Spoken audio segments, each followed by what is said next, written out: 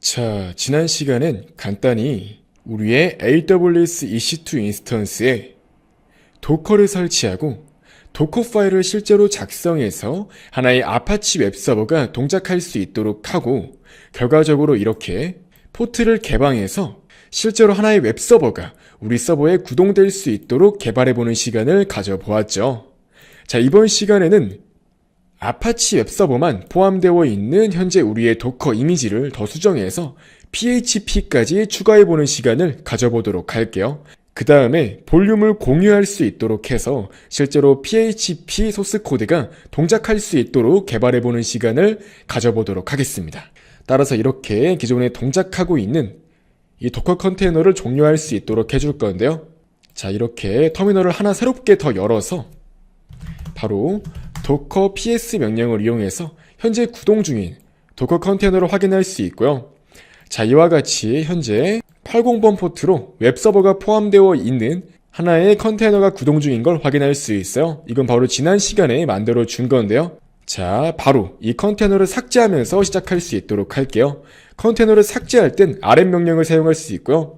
이렇게 F 옵션을 붙이면 컨테이너를 무조건 삭제할 수 있도록 강제 삭제를 시킬 수 있습니다. 이렇게 docker ps 명령에다가 A와 Q 옵션을 붙여서 현재 존재하는 모든 컨테이너 명단을 가져올 수 있도록 해서 전부 다 깡그리 제거할 수 있도록 할게요.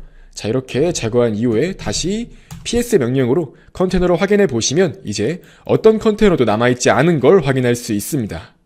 자, 이렇게 이미지 파일은 그대로 일단 남겨두고요. 자, 바로 한번 도커 파일을 수정할 수 있도록 할게요.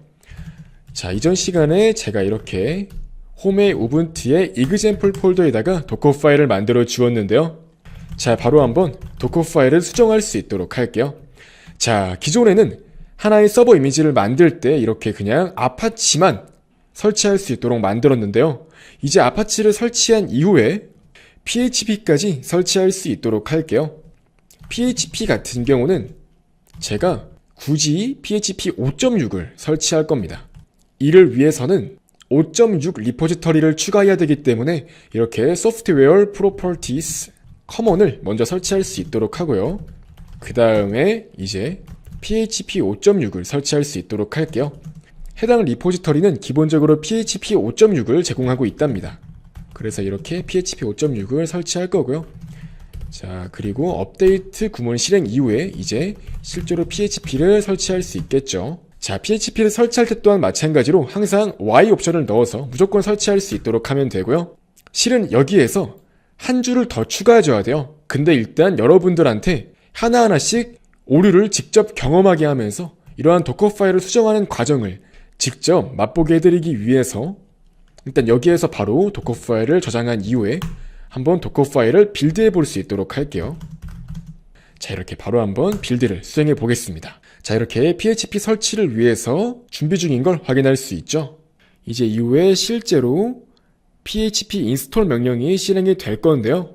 자, 이렇게 설치를 할 때 어떠한 옵션이 나오는 걸 확인할 수 있어요. 근데 지금 우리는 아무것도 입력할 수가 없습니다. 왜냐면 이제 도커 이미지가 구동되고 있는 상태이기 때문에 지금 도커 이미지가 어떠한 내용도 답변을 못하고 있잖아요. 그래서 이렇게 오류가 발생할 수 있는 겁니다. 실제로 여러분들이 도커 파일을 이용해서 하나의 서버 이미지를 만들 때 이와 같이 설치를 할 때 별도로 추가적인 작업을 물어볼 때가 있어요. 이제 이런 것들은 우리가 도커 파일을 작성하는 입장에서 쉽게 답변을 못한다는 특징이 있어요. 그래서 이렇게 일단 도커 빌드 옵션을 제거해 줄 수 있도록 하고요. 실제로 여러분들이 도커 파일을 이용해서 여러분들만의 어떠한 서비스를 배포할 수 있도록 이미지를 만들 때는 정말 다양한 문제에 직면할 수가 있어요.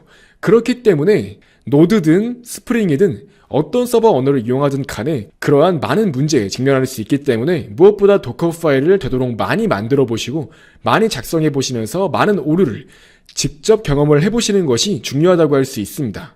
하지만 지금은 제가 실습을 하고 있는 상황이기 때문에 해결 방법을 말씀드릴 거예요. 자, 이렇게 TZ 데이터와 같은 사용자한테 어떠한 설치 환경 등을 물어보는 그러한 명령이 나오는 것을 방지하기 위해서, 다시 말해서 사용자 인터랙션을 방지하기 위해서는 환경 변수 설정을 진행하시면 돼요. 자, 이렇게 데비안 프론트엔드로 non-interactive라고 설정해 주시면 되는 겁니다. 자, 이렇게 설정해 주신 이후에 다시 저장해 주셔서 나와 주시고요. 자, 다시 한번 빌드를 수행해 보도록 할게요. 자, 그래서 성공적으로 이번 빌드에서는 어떠한 오류도 없이 빌드가 완료된 걸 확인할 수 있습니다. 자, 이렇게 이미지를 확인해 봤더니 이그젠플이라고 새롭게 하나의 이미지가 만들어져 있는 걸 확인할 수 있고요. 이렇게 빌드에 실패했거나 기존에 존재하던 이그젠플 이미지는 전부 다 논으로 바뀐 걸 확인할 수 있어요. 즉 이렇게 논으로 바뀐 이미지들은 제거할 수 있도록 할게요. 왜냐하면 다 이미지 파일 같은 경우도 용량을 차지하는 것이기 때문에 사용 중이지 않은 이미지는 RMI 명령을 이용해서 삭제해 줄 수 있습니다. 저는 사용되지 않는 이미지를 제거해 줄 수 있도록 할게요. 또한 이렇게 삭제를 하고자 할 때는 현재 특정한 컨테이너에서 구동 중인 이미지 같은 경우는 삭제가 안 될 수 있어요. 따라서 이때는 컨테이너부터 삭제를 진행해 주셔야 됩니다. 자, 다시 이렇게 이미지까지 삭제를 해주고 전 사용되지 않는 이미지 다 즉시 제거해 준 다음에 실습을 진행하도록 할 거예요. 자, 그래서 결과적으로 이제 방금 전에 빌드에 성공한 이 example 리포지터리를 실제로 컨테이너로서 띄워보도록 할게요. 따라서 80번 포트를 열어줄 수 있도록 하고요. 이제 여기에서 볼륨 옵션을 넣어줘서 마운팅을 진행할 건데요. 자, 바로 호스트에 홈의 우분투의 example 폴더, 즉 현재 지금 폴더죠. 이 폴더에 있는 HTML 폴더와 이제 컨테이너 내부에 있는 var ww html 경로를 서로 연결해 줄 수 있도록 할 겁니다. 자, 이 var www html 경로 같은 경우는 php의 기본적인 경로라고 할 수 있어요. 즉 php 소스 코드가 놓이는 기본 경로입니다. 그래서 이제 이렇게 연결을 해주는 거고요.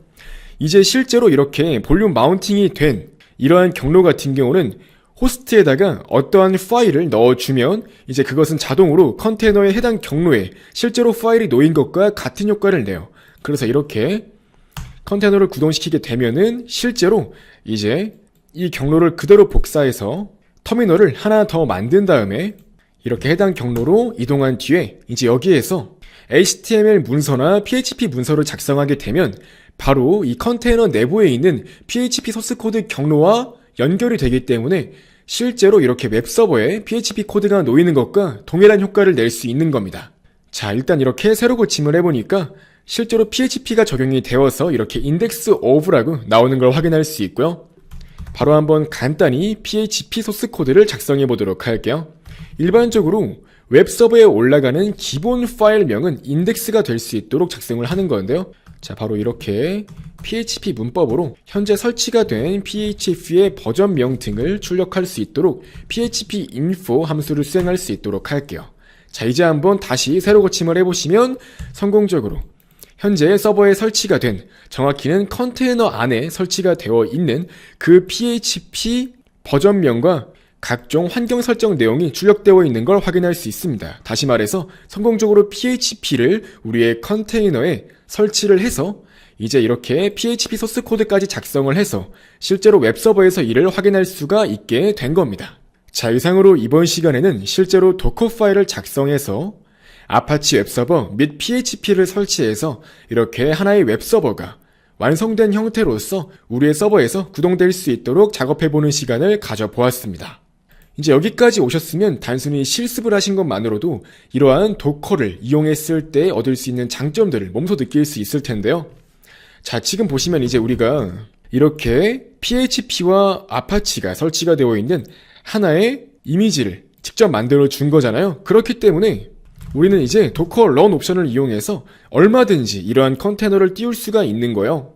예를 들면 바로 이렇게 우리 호스트에서 81번 포트를 또 새롭게 열어서 컨테이너의 80번 포트와 연결할 수 있도록 하고, 그 다음 이제 마찬가지로 example.html 폴더를 해당 PHP가 설치되어 있는 컨테이너에 PHP 소스 코드 경로와 연결할 수 있도록 하면은, 네, 제가 이렇게 실수로 뒤에 2를 붙였어요. 다시 이렇게 example 이미지를 실행할 수 있도록 하면, 자, 이번엔 81번 포트로 웹서버가 열린 걸 확인할 수 있습니다. 자, 실제로 이렇게 81번 또한 보안 규칙에서, 즉 방화벽으로 열어줄 수 있도록 하면은, 자, 이렇게 80번 포트 말고 이와 같이 81번 포트로 접속을 했을 때도 마찬가지로 웹서버가 띄워져 있는 걸 확인할 수 있습니다.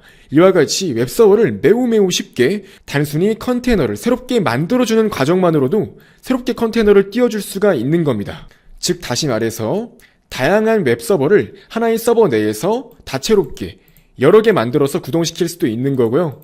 더욱더 이러한 서비스 자체를 배포하고 관리하는 과정에 있어서 편리함을 얻을 수 있다는 겁니다. 자, 이번 시간까지 해서 이렇게 우리의 도커 컨테이너에 PHP까지 추가해보는 시간을 가져보았고요. 이렇게 여러 개의 웹서버가 하나의 서버에서 동시에 돌아갈 수 있도록 하는 컨테이너의 장점까지 알아보는 시간을 가져보았습니다. 다음 시간에는 MySQL까지 한번 컨테이너에 추가를 해서 사용해보는 방법에 대해서 알아보도록 하겠습니다.